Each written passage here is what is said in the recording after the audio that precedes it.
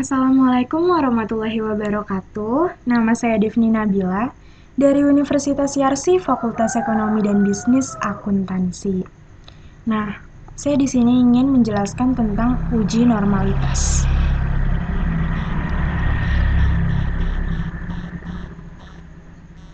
Uji SPSS untuk data primer itu ada uji asumsi klasik, di mana uji asumsi klasik terdiri dari uji normalitas, uji multikolonialitas, uji heteroskedastisitas. Nah, uji normalitas ini ada grafik histogram, grafik normal probability plot atau grafik normal PP plot, dan uji one sample Kolmogorov-Smirnov. Uji normalitas bertujuan untuk menguji apakah dalam model regresi variabel pengganggu atau residual memiliki distribusi normal. Caranya itu untuk mendeteksi apakah distribusinya normal atau tidak, itu dengan cara analisis grafik dan uji statistik. Analisis grafik itu ada grafik histogram. Salah satu cara termudah untuk melihat normalitas residual adalah dengan melihat grafik histogram yang membandingkan antara data observasi dengan distribusi yang mendekati distribusi normal. Lalu ada grafik normal probability plot atau grafik normal PP plot. Metode yang lebih handal adalah dengan melihat grafik normal probability plot atau grafik normal PP plot yang membandingkan distribusi kumulatif dari distribusi normal. Distribusi normal akan membentuk satu garis lurus diagonal dan plotting data residual akan dibandingkan dengan garis diagonal. Jika distribusi data residual normal, maka garis yang menggambarkan data sesungguhnya akan mengikuti garis diagonalnya. Lalu analisis statistik. Pendeteksian normalitas secara statistik adalah dengan menggunakan uji one sample Kolmogorov-Smirnov. Uji one sample Kolmogorov-Smirnov merupakan uji normalitas yang umum digunakan karena dinilai lebih sederhana dan tidak menimbulkan perbedaan persepsi. Uji one sample Kolmogorov-Smirnov dilakukan dengan tingkat signifikan 0,05. Pengujiannya yaitu jika nilai sig total lebih kecil dari 0,05, maka nilai residual dalam suatu regresi tidak terdistribusi normal. Jika nilai sig totalnya lebih besar dari 0,05, maka nilai residual dalam regresi terdistribusi normal. Nah, sekarang kita ke SPSS saja untuk menginput datanya. Kita klik file,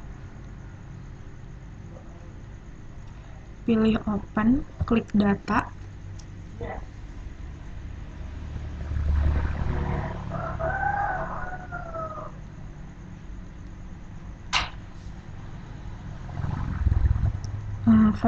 File of type-nya kita ganti jadi Excel.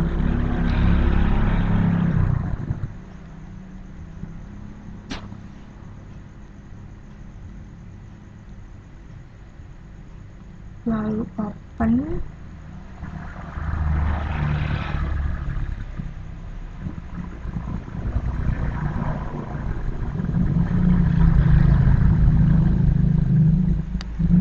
Klik OK.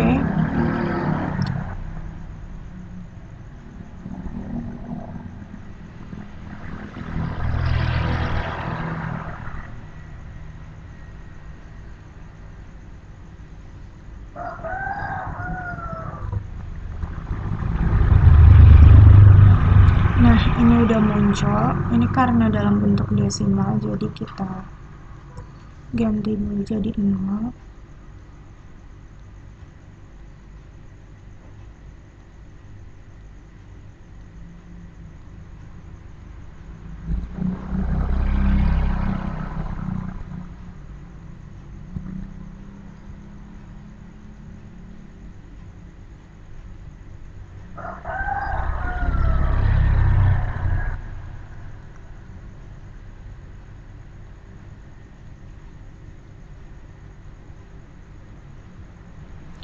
Lalu untuk name-nya kita hapus aja, kita clear.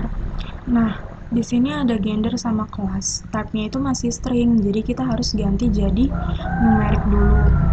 Jadi balik lagi ke data view, kita ke transform, record into same variable, kita masukin gendernya ke variable all and new values. Gendernya itu ada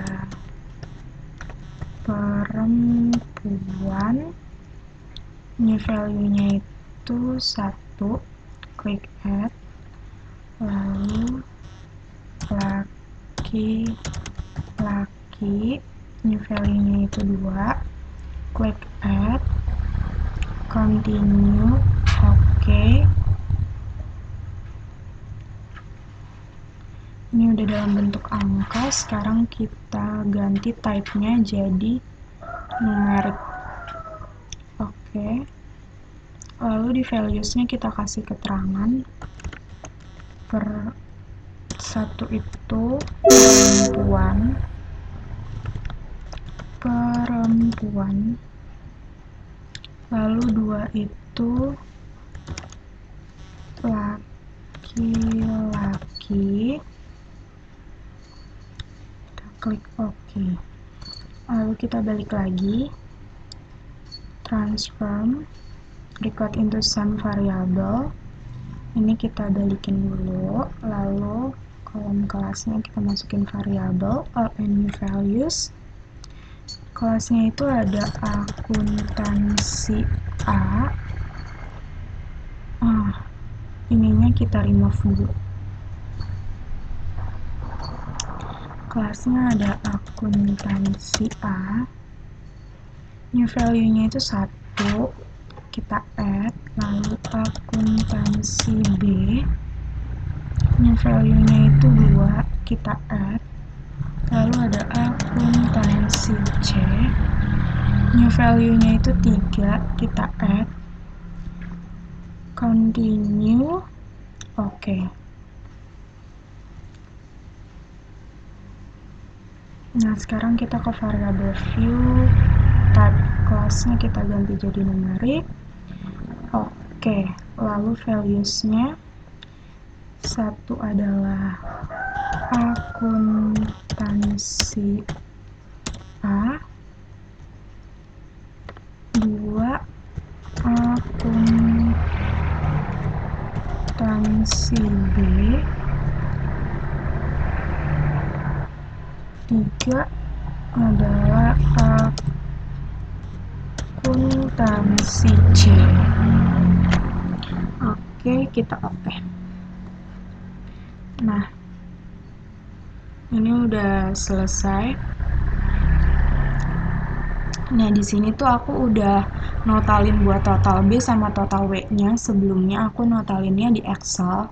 Nah, kalau misalnya bisa nggak sih notalinnya itu di SPSS? Bisa. Nih, aku bakal ngasih tahu yang M-nya, karena yang M-nya belum aku totalin. Jadi kita langsung aja ke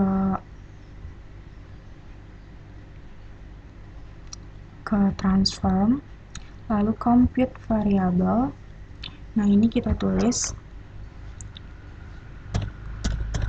total M. Nah, ini nggak usah dispasiin. Lalu function groupnya kita klik all, terus function and special variable-nya kita cari sum.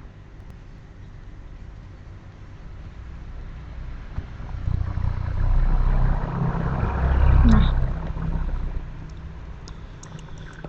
ini tinggal masukin aja satunya itu kita masukin, lalu 2-nya kita masukin, lalu M3-nya kita masukin, M4-nya kita masukinnya satu-satu ya, gitu. Terus yang terakhir M5-nya kita masukin. Lalu klik OK.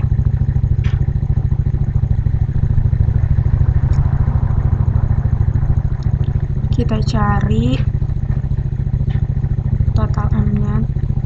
total M-nya kita pindahin ke sebelah M tadi aja ya.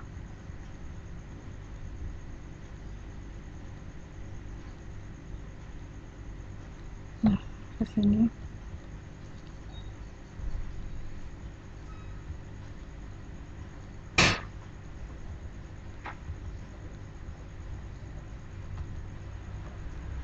Ini total M-nya udah ada.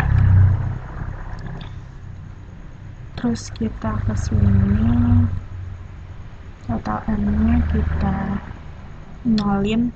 Nah, di sini di labelnya itu yang totalnya ini kita kasih keterangan. Yang pertama, yang total B itu kemandirian belajar. Kemandirian belajar. Terus yang total M-nya itu motivasi berprestasi.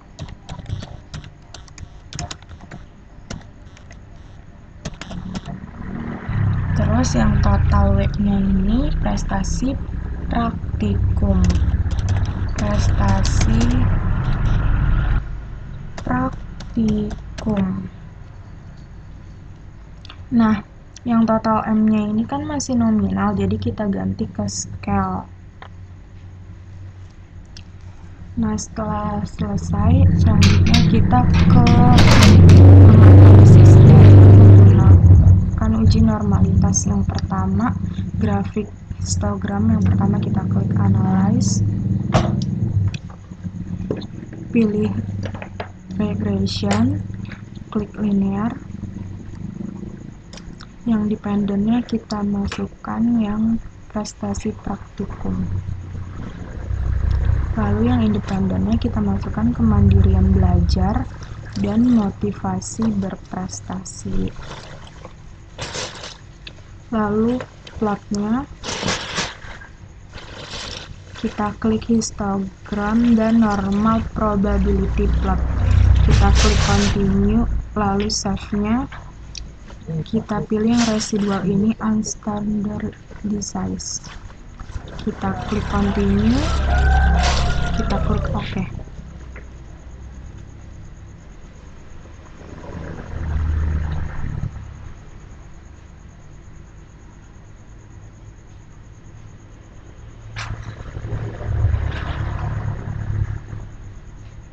Ini dia outputnya.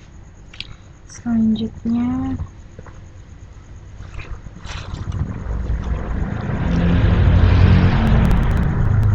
kita akan menganalisis menggunakan uji one sample KS. Kita klik analyze,